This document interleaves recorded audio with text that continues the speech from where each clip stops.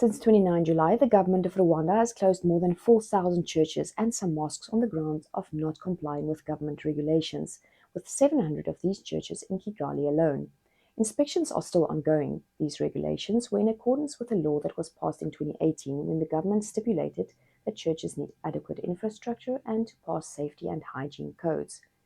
Pastors also need university degrees in theology, and churches need legal registration and to have clear statements indicating their doctrine. Once the closed churches meet all the set requirements and have received a certificate from the Rwanda Governance Board, they may resume operations.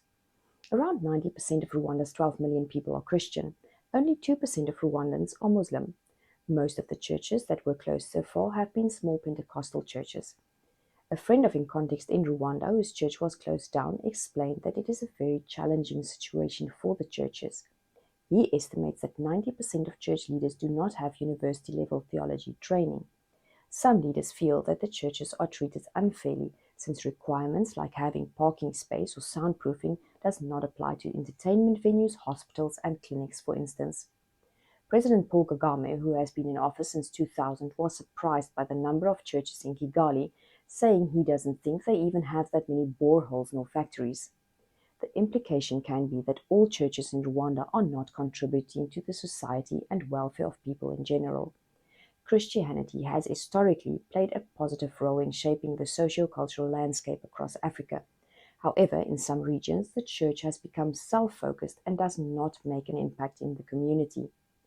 The body of Christ needs to be an agent of transformation in order to stay relevant.